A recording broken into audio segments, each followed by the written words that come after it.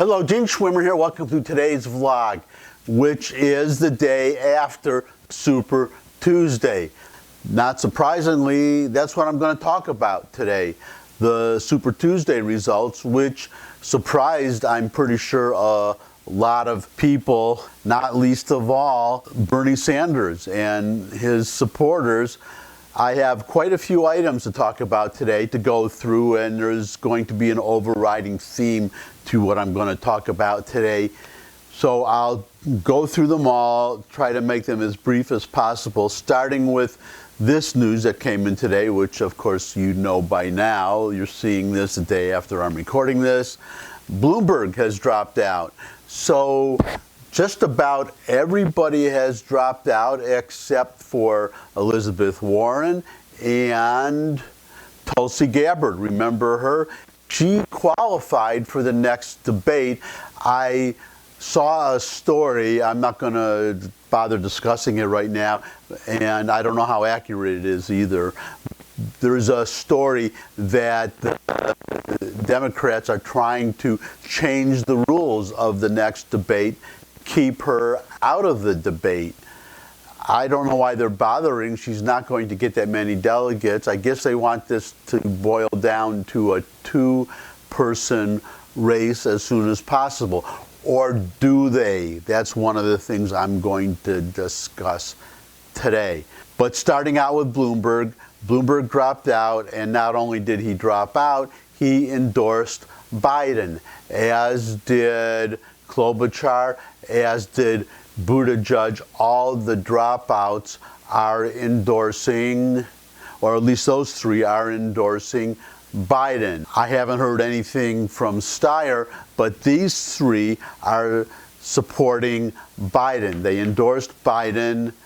Warren has not endorsed anybody. She's still in the race. I think that could be significant. You'll see why presently. Now, before we go any farther, let me just give you the delegate totals as they are at the time I'm recording this. Biden has the most delegates, which was a surprise. Sanders was supposed to, for example, win Texas. He lost Texas, though only narrowly. Biden won Texas. So altogether, it's Biden 565 delegates, Sanders 498, Warren 61, and Gabbard 1.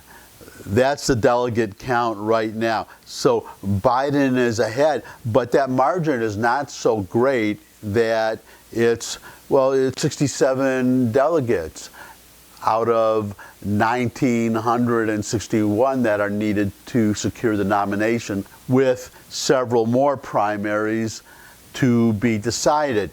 It's conceivable, therefore, that Sanders could pull ahead. But the primary, no pun intended, the primary conclusion is that it's looking, again, more and more like a brokered convention. And if it is, it's going to be interesting to see what happens.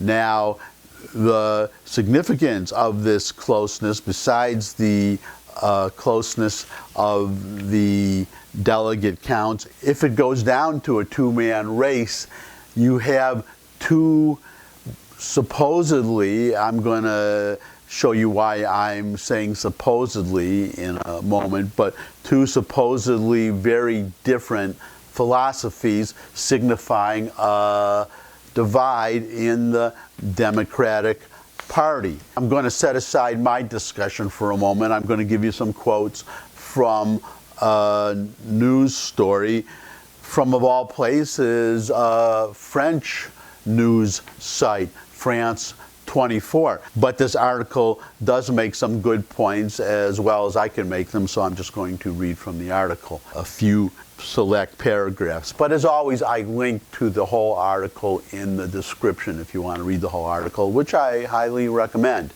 So here we go, starting with the headline. Quote, real battle, unquote, ahead after Biden overtakes Sanders as Democratic front runner, which again could change as the primaries continue. Sanders, the left-wing Vermont senator, was the unquestionable front runner ahead of Super Tuesday, and now, by winning the California primary, he showed that he remains a formidable contender for the 2020 Democratic presidential nomination. But Biden pulled off a powerful upset even before Super Tuesday with his landslide victory in South Carolina last weekend, which turbocharged his campaign after drubbings in the first three primary contests. The battle between their two divergent visions for the Democratic Party and the United States was center stage on the most crucial day of the U.S. presidential primaries, with 14 states, American Samoa, and American voters abroad awarding around 1/3 of the delegates. On the one hand is Sanders' advocacy of wide-reaching change to reorder American society along left-wing lines, including universal health care and offering workers an ownership stake in corporations. On the other is Biden's incrementalist approach, demonstrated by his 36-year record as a senator, known for being able to work with Republicans to advance center-left priorities. This is where I disagree with the article. I don't think their philosophies are that much different. I don't think Sanders is advocating anything that Biden wouldn't support, especially if a critical mass of Democrats supported those same goals. But I think Biden would be on board for both of those. The only real practical difference, in my opinion, between Sanders and Biden is Biden's incrementalism, or at least his proposed incrementalism. I think he wants the same thing that Sanders does. He's just willing to go slower. Like Obama, for example, and Sanders, I think that Biden would be on board for universal health care, but he doesn't think he could pass that in one fell swoop. So he would support a public option or some other option, some legislation that gets us another step closer to universal health care, whereas Sanders would try to do it all at once. And I think Sanders, if he tried to do it all at once, President Sanders, if he tried to do it all at once, would not be able to do it all at once, and he too would settle for an incrementalist approach. So I don't think they are really that much different. Now back to the quotes. Given the strength of both contenders, it is possible that neither Sanders nor Biden will have won a majority of delegates by the time of the Democratic convention in July. And here comes the key part. Quote, a contested convention is not something that could easily be ruled out, unquote, Singh pointed out. And Singh is Robert Singh, professor of American politics at Birkbeck, University of London. Quote, in light of the ferocity and zealotry of Sanders' base, you could see a real battle going on there. It's also possible that if one candidate wins a narrow majority, the legitimacy issue rises again, especially if Biden wins, when you've got a large part of the Democrat base supporting Sanders that is much further left than it was under Obama, unquote. That is the key takeaway of the closeness of these two contests. Whether it's a brokered convention or not, I see a real backlash from the Sanders supporters. Rich Lowry of the National Review picks up on that very idea of disgruntled Sanders supporters making a lot of trouble. He goes right to the point with this headline: this is going to be war. The establishment rallied around Biden incredibly quickly, and it may well make a big difference tonight, meaning Super Tuesday night. But I don't think we've fully seen what the reaction of Bernie people is going to be to all of this. There is sure to be a backlash driven by the belief that the last few days is the product of a conspiracy, which in one sense it was. This was all very well coordinated. It's as if Ted Cruz had won the first three contests, meaning the caucus and primaries in 2016, and then the party establishment had swooped in to rally around Jeb Bush. That would have set up an outright grassroots versus establishment war, and that's what we're likely to see here. And no one can be sure how it's going to turn out or what the consequences will be. And as I said in an earlier vlog, I believe yesterday's vlog, two consequences or three consequences could be: one, Bernie supporters just walk out of the convention; two, they riot either inside or outside the convention; or three, both of the above. They walk out and then they riot, or they riot inside and then they walk out and they riot some more outside. If I were the chief of the Milwaukee police, I would have extra police out there for the convention. I have a feeling that they will.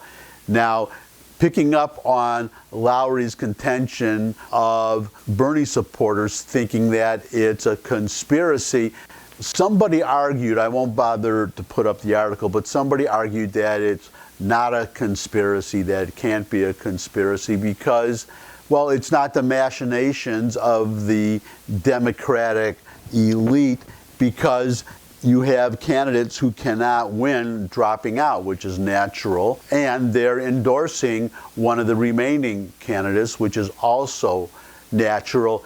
But there is an odd coincidence that signals possible pressure from the Democratic establishment. I'll give you a couple of tweets here. This pretty well summarizes it. The first one from gentleman Joe Lockhart. Anyone who says the primaries last night were rigged, ask them to tell you specifically how they were rigged. I'm sure the answers will be amusing, if nothing else. Another tweeter, Jim Hansen, took up the challenge, and here is his response, and I think it makes a lot of sense. Something I hadn't thought of, maybe you hadn't thought of it either, so read along with me. Okay, I'll play The Votes Weren't Rigged, the process was. Bloomberg allowed to debate, attacked socialist Bernie. Dems pushed Buttigieg and Klobuchar out, helping Joe Biden. Kept Warren in, hurting Bernie Sanders.